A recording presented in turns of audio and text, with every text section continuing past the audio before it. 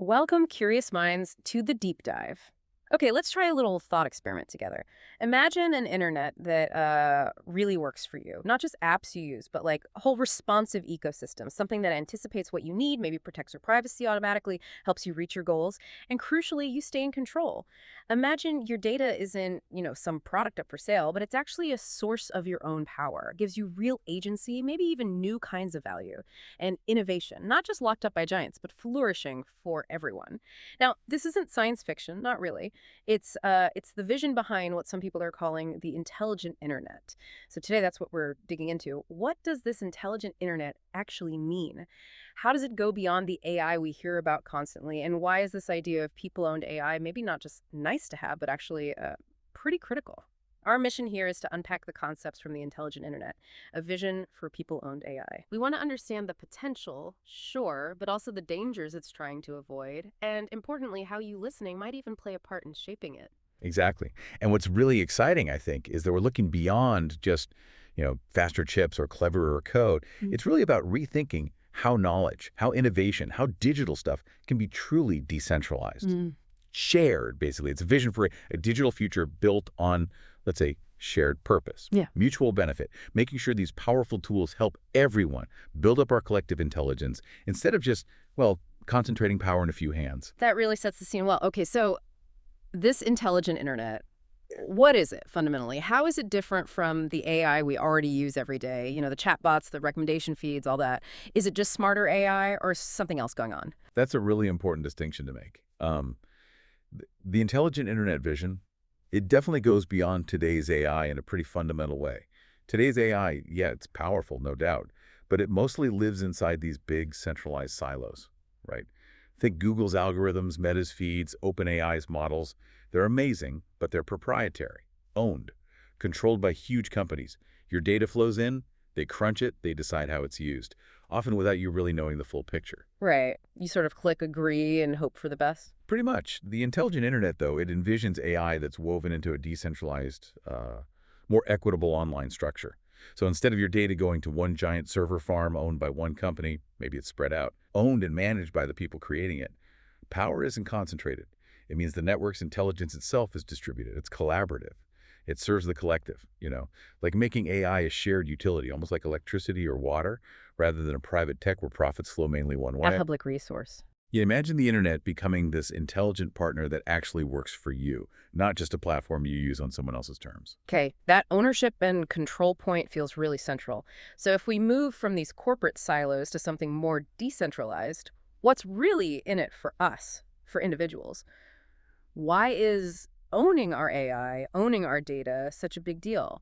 What are the tangible benefits? Yeah, this gets right to the heart of it. What could a truly empowering digital future look like?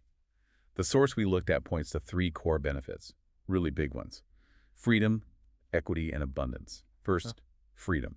Right now, let's face it, our online world is largely shaped by what a few tech giants decide we see, what ads follow us around, right? Mm-hmm. The algorithm decides. Exactly. With people-owned AI and data commons, the idea is you get genuine autonomy back, real control over your personal data, deciding who gets access, why, maybe even getting paid if it's used. Imagine switching platforms without losing your entire digital history or identity, truly owning your online self. That's freedom, Okay, that sounds good. What about equity? right? Equity.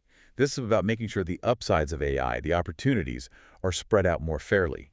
Right now, building powerful AI takes massive resources, so it tends to stay with big corporations or governments. This just widens the gap, the digital divide. Yeah. People-owned AI suggests a world where powerful tools are more accessible. Think of a small business using an open, community-built AI model to improve things, or someone in a developing country using a shared AI for education or health without needing a huge budget. Leveling the playing field, basically. Precisely. Letting everyone participate, everyone benefit from the digital economy, not just the giants. And the third one is abundance. This is about unleashing our collective intelligence. When knowledge and digital tools aren't hoarded but shared, the potential for innovation, for solving big problems, climate change, disease just explodes. Think about scientific research. If researchers everywhere could access and use shared AI models, shared data sets, imagine the acceleration in discovery. Wow, yeah. It shifts us from this mindset of scarcity, Yeah. where digital stuff is locked up for private gain, to one of, communal wealth, digital abundance that we all own and build together. That's definitely a powerful, almost idealistic vision. Freedom, equity, abundance. But I can almost hear some listeners thinking, okay, sounds great, maybe too great. What happens if we don't go this way? What are the real dangers if we just stick with the current setup, highly centralized control by big companies, maybe governments too? Yeah, it's crucial to look at the flip side. If we just keep going down the current path, the risks of this unchecked centralization are, well, they're pretty significant. Basically, we could end up with a digital world working against us. First off, there's the huge potential for misuse of data. We already see this, right? When a few players hold so much personal info, it creates massive vulnerabilities. Like data breaches. Breaches are part of it, sure, but it's also about manipulation. Algorithms that know our triggers used to sway opinions or sell us things. It's about surveillance eroding freedoms, even weaponizing data for political or economic gain. That's a major risk. Okay, that's worrying. Then there's the suppression of innovation. If the only new ideas that get funding or traction are the ones that help the dominant players stay dominant or fit their business model, We lose out on other stuff. exactly. We lose countless ideas, maybe truly groundbreaking solutions, just because they don't align with corporate interests. Smaller players, diverse voices get squeezed out. We get slightly better versions of the same thing, not real transformation. Right. And what else? Third, this centralized control actively reinforces existing power imbalances. It's pretty simple. Yeah. Those who control the data and the AI get more powerful. Economically, politically, it creates this feedback loop. The powerful get more powerful, the marginalized get left further behind. Access to powerful AI becomes just another form of privilege, creating maybe even bigger digital divides. So it makes existing inequalities worse. It certainly can. Yeah. And finally, there's a huge lack of transparency and accountability. When AI systems make decisions about loans, jobs, even medical stuff, and they operate like black boxes. You can't see how the decision was made. Precisely. It's almost impossible to challenge bias, fix errors, or hold anyone truly accountable if things go wrong. Who's responsible when an AI denies someone fair treatment? Without transparency, fairness and justice are really hard to guarantee. So yeah, the danger is that this becomes a tool for control, for surveillance, for profit extraction, rather than empowerment. Yeah.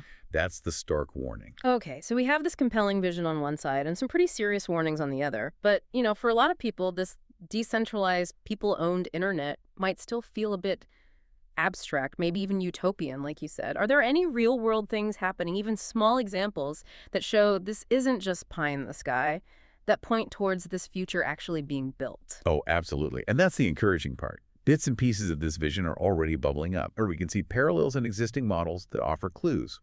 One example, maybe a bit unexpected, is thinking about Tesla's original free energy vision. We know them for cars, obviously.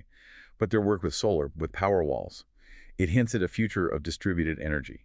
Community-owned, maybe? Where homes generate and share power. Exactly. Imagine energy grids where power flows between homes, making communities less reliant on one big utility.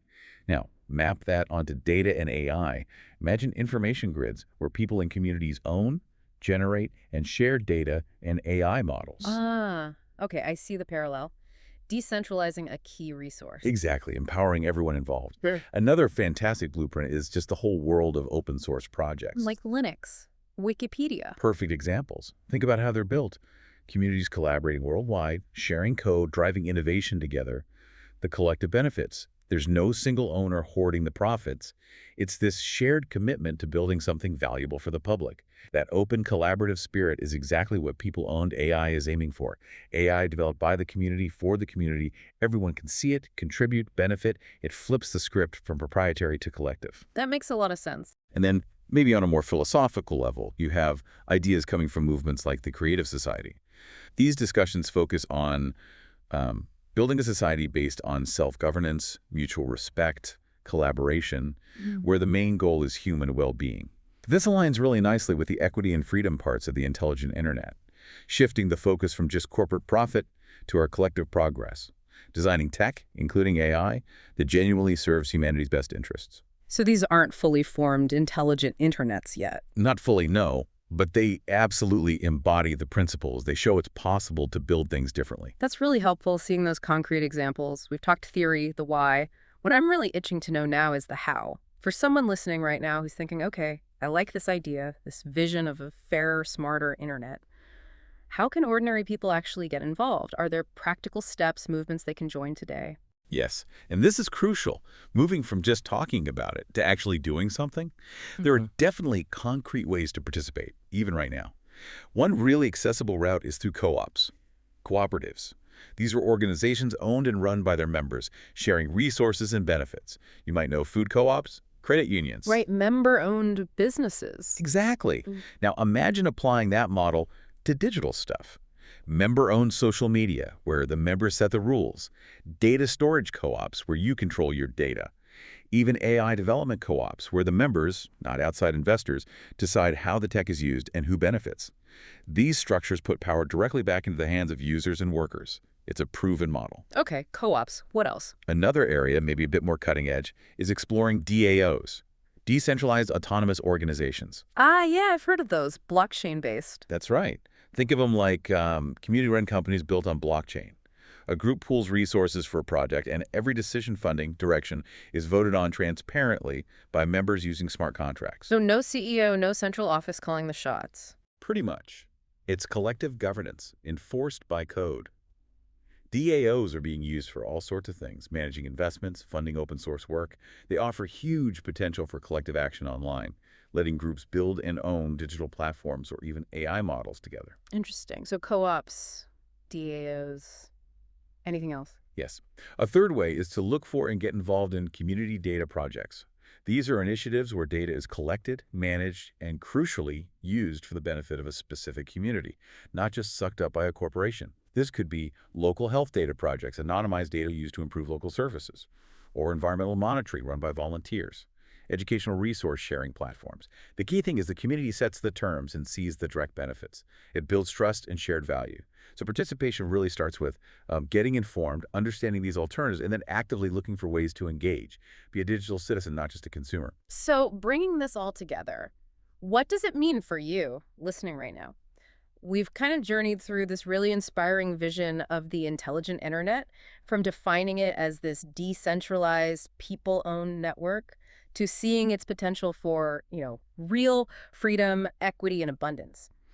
We've also looked at the pretty serious dangers of sticking with centralized control and seen hints of this future in things like open source and community projects. And as you think about all this, we really want to encourage you to take some actual steps. First, maybe just educate yourself further.